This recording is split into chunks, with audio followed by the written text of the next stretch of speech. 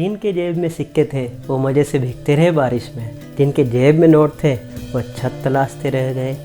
नमस्कार, मैं हूँ आरजे नितिन। अलीबर्ड.com पर आपका स्वागत है। दोस्तों, आज के एपिसोड की जो कहानी है वो आज के हालात पर बिल्कुल सटीक बैठती है। तो आपको अगर ये कहानी पसंद आती है तो आप उसे शेयर कीजिए, लाइक कीजिए और सब्सक्राइब कीजिए। एक बार बादलों की मीटिंग चल रही थी। इस मीटिंग में बादलों ने निर्णय किया कि क्यों ना हम एक ब्रेक ले लिया जाए। हमने आज तक कोई ब्रेक नहीं लिया, और बादल अगर जो ब्रेक लेते हैं तो बारिश नहीं होती है। तो जब उन्होंने निर्णय लिया कि ब्रेक लिया जाए तो ये ब्रेक कोई छोटा मोटा नहीं, 10 सालों का था। सोचिए कि 10 सालों तक बारिश का न होना, और उसके बाद में तय किया गया कि हम 10 साल तक किसी भी तरह कोई बारिश नहीं करेंगे, हम सिर्फ छुट्टियां मनाएंगे, हम हमारे हॉलीडे पर रहेंगे। ये बात बादलों से होती हुई नीचे धरती पर आई। धरती पर ये बात किसानों को पता चली। किसानों को पता चला कि बादल हैं वो अगले 10 सालों तक छुट्टी पर हैं, मतलब टोटली 10 साल का हॉलीडे। कहने का मतलब कि 10 साल तक बारिश नहीं होगी। किसानों के बीच में बात चल रही थी। किसानों ने अपने मुखिया को बताया, मुखिया को ये बात पता चली। तो मुखिया ने सब लोगों की राय लेते हुए डिसाइड किया कि अगर बादल भी अगर छुट्टी पे हैं, बारिश नहीं होगी तो हम क्या करेंगे, हमारी मेहनत खाली जाएगी। अगर हमने खेतों में खुदाई की, हमने बुआई की, जो भी की हमने, या बीज भी अगर हमने बोए तो हमारे बीज पूरी तरह सड़ जाएंगे, पूरी तरह से टोटली नुकसान होगा।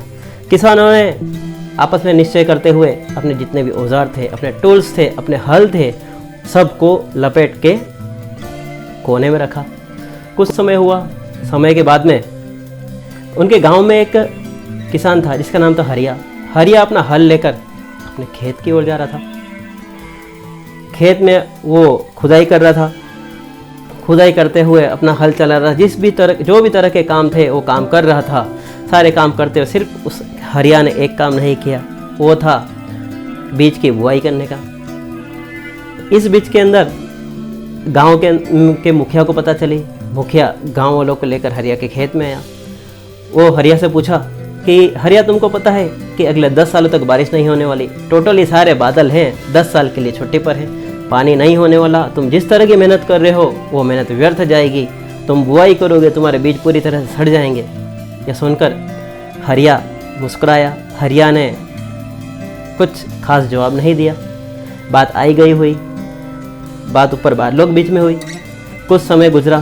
समय गुजरते हुए बादल धरती की ओर आ रहे थे, और किसान हरिया के खेत की तरफ जाते हुए देखा कि हरिया अभी मेहनत कर रहा है। उन बादलों ने किसानों से पूछा, ए भाई हरिया, तुझे तो पता है कि हम अगले 10 सालों तक बरसने नहीं वाले, बारिश नहीं होने वाली।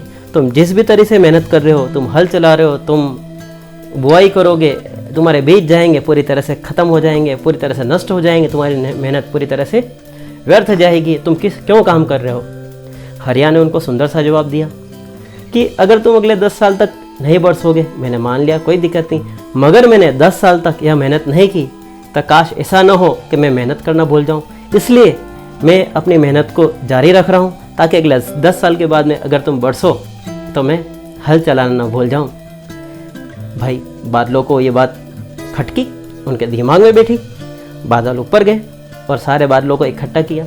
इकट्ठा करके उनको बात की कि भाई, धरती पर एक किसान है, वो इस तरह का उसने डिसीजन लिया है और वो अपनी मेहनत जारी रखी। उसने कहा है कि अगर हम 10 साल तक नहीं बरसेंगे, और उसने भी 10 साल तक मेहनत नहीं की, तो हल चलाने की जो उसकी प्रैक्टिस है वो नहीं करेगा, तो शायद वो अपने काम को न भूल जाए और वो अपने काम के अंदर निखार नहीं ला पाएगा। ये बात बादलों के दिमाग में आई। बादलों ने भी सोचा कि कहीं इन छुट्टी के चक्कर में, 10 सालों के हॉलीडे के चक्कर में हम भी कहीं बरसना ना भूल जाए। भाई चलो जल्दी करो, छुट्टी का प्लान कैंसिल करो और बरसना शुरू करो। तम झम होके बादल गरज उठे, बारिश हुई। नीचे देखा तो किसान हरिया ने जो मेहनत की थी वो मेहनत रंग लाई। उसने जो मेहनत रंग लाई, पानी जो उसके खेतों में गिरा था, किस हरिया ने तैयारी कर रखी थी, उस तैयारी के अंदर तुरंत हरिया ने बीज बोने शुरू किए। कुछ समय के बाद में फसलें लहराने लगी और हरिया को मजा आया। और बाकी जो किसान जिन्होंने मेहनत जारी नहीं रखी थी, उन्होंने कोशिश भी नहीं की थी कि शायद शायद कभी भी इन बादलों की छुट्टी ख़त्म हो जाए और बरसना शुरू हो जाए।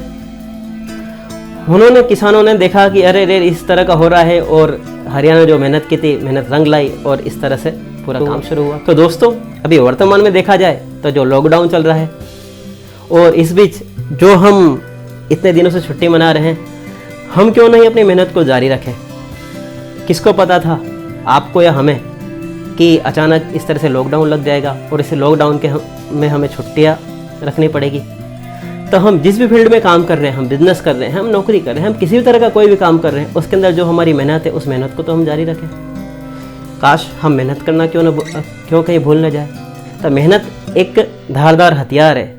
तो इस लॉकडाउन के अंदर हमको हमारी मेहनत करते हुए अपने हथियार की धार बनानी है, और यह समय गुजर जाने के बाद में हम सकारात्मक रहते हुए अपनी परिस्थितियों का पूरी तरीके से अपने पक्ष में करेंगे, और हम जिस भी फील्ड में काम कर रहे हैं वो फील्ड अचानक से चमकने लग जाएगी और हम लोग उसके अंदर सक्सेस होंगे। दोस्तों, तो इन छुट्टियों में हम हमारी मेहनत जारी रखें, हम प्रयास करें, और यह सिचुएशन है हमारे पक्ष में आएगी, अच्छे दिन ज़रूर आएंगे। आपको आज की यह कहानी वर्तमान हालात, इस महामारी का अगर आईना दर्शाती हो तो आप इसे लाइक कीजिए, शेयर कीजिए और सब्सक्राइब कीजिए। दोस्तों, आपसे वापस वही पुनः एक रिक्वेस्ट, घर में रहिए, सुरक्षित रहिए। दोस्तों, मिलते हैं हम एक नई अगली कहानी के साथ में। जीवन में समय, वस्तु और परिस्थिति के बदलाव को स्वीकारें, पहले हम दिल जीतेंगे और फिर ये जहाँ। तब तक के लिए थैंक यू, धन्यवाद एंड बाय बाय। जय हिंद।